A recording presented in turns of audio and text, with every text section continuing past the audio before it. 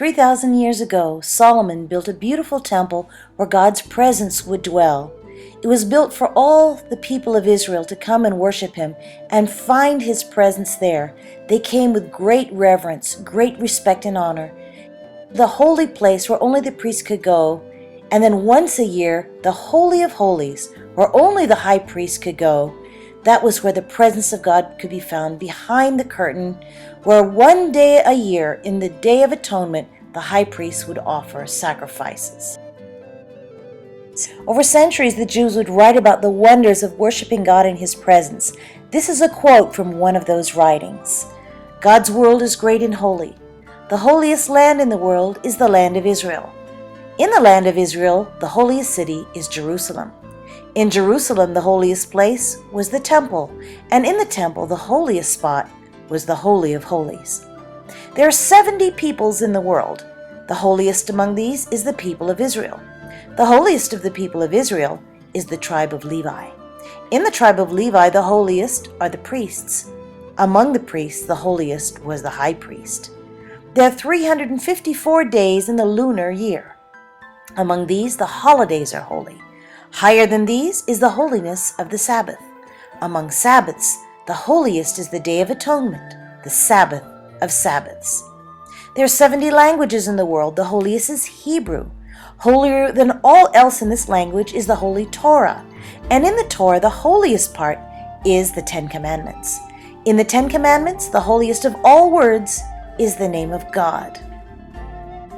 And once during the year at a certain hour, these four supreme sanctities of the world were joined with one another. That was on the Day of Atonement, when the high priest would enter the Holy of Holies and there utter the name of God. And because this hour was beyond measure holy and awesome, it was the time of utmost peril, not only for the high priest, but for the whole of Israel. So fast forward to the 21st century. The temple has been long gone, destroyed in 70 AD. There is no more Holy of Holies. There is no more giving of sacrifices because Jesus came, gave his life, surrendered his life, rose again, and went back to heaven. And now the Holy Spirit's been sent to live in us. We live in a time of great technology, of advancement, where man has accomplished great things. But where is that respect and awe and honor for God as our Creator that the people of God had once many years ago? That's what needs to be restored.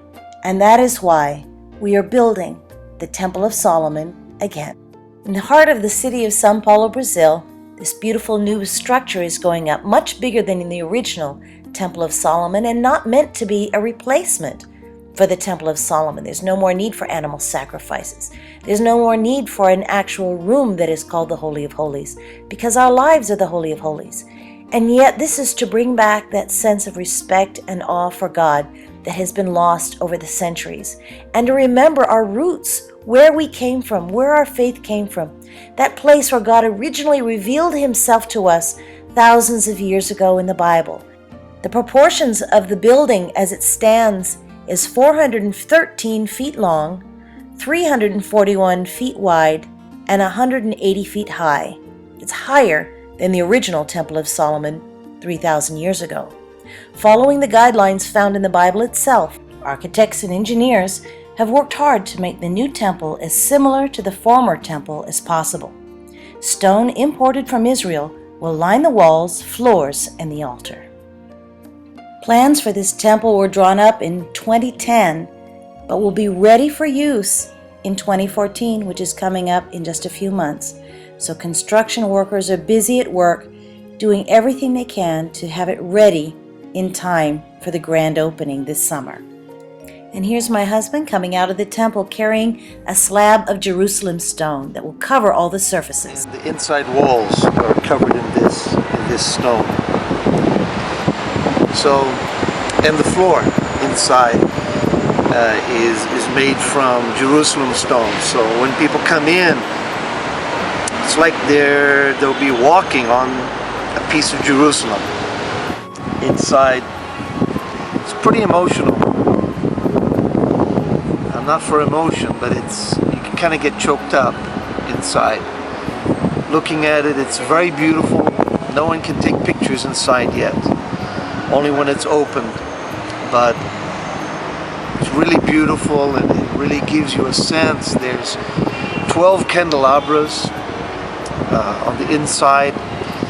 There's going to be a Ark of the Covenant there too, so it's a really amazing place. And here you see a gazebo-like structure that is going to be the upper room. In this upper room, it's open air, and there will be places for special prayers and to hold the names of all the people who have given to donate to the building of this beautiful, beautiful temple.